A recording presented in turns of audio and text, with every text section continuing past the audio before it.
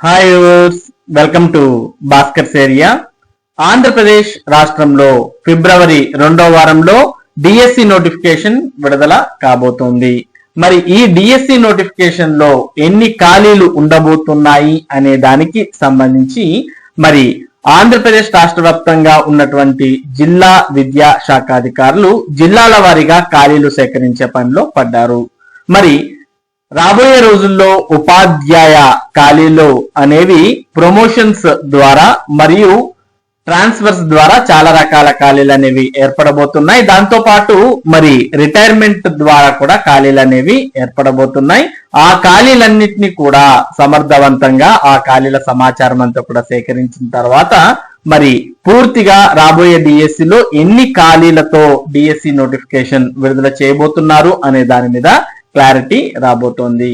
మొత్తానికి ఫిబ్రవరిలో DSC notification విడుదలైతే వెంటనే పరీక్షలు కూడా నిర్వహించి రాబోయే అకాడమిక్ ఇయర్ లో పాఠశాలలు ప్రారంభమయ్యే లోపు మరి ఉపాధ్యాయులు పాఠశాలల్లో ఉండే విధంగా ప్రభుత్వం మరి ప్రయత్నాలన్నీ కూడా చేస్తోంది. గత డిఎస్సిలోనే ఆ విధంగా చేయాలని అనుకున్నప్పటికీ మరి అభ్యర్థుల నియామకానికి దాదాపు అక్టోబర్ దాకా సమయం పట్టింది.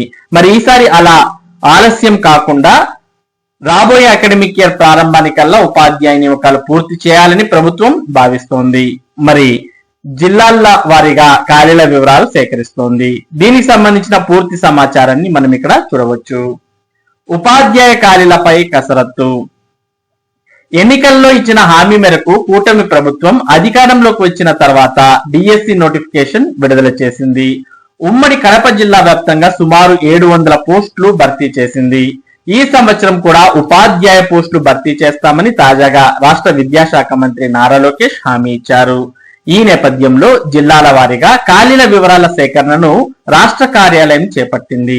అక్కడి నుంచి అందిన ఉత్తర్వుల మేరకు జిల్లా విద్యాశాఖలో అంతర్గతంగా కసరత్తు సాగింది.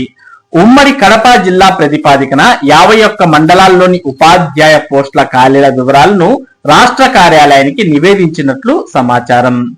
మరి ఖాళీల వివరాలు ఒకసారి మనం గమనించినట్లయితే grade 2 HM 36, PSHM Telugu 18, PSHM Urdu 3, school assistant biological science Telugu 44, biological science Urdu 11, English 49, Hindi 10, గణితం తెలుగు మీడియం 5, గణితం Urdu medium 6, physical education 28, physical science Telugu 15, physical science Urdu 9, సంస్కృతం 1, స్పెషల్ ఎడ్యుకేషన్ 13, సాంఘిక శాస్త్రం అంటే social Telugu 31, social Urdu 12, Telugu 34, Urdu 10, SGT Telugu 782, SGT Urdu 108.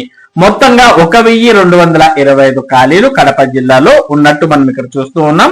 వీటిలో 70% పోస్టులను ఉద్యోగోన్నతులకు అంటే ప్రమోషన్స్ కు కేటాయిస్తారు. మిగిలిన 30% పోస్టులను డిఎస్సి ద్వారా భర్తీ చేస్తారని సమాచారం.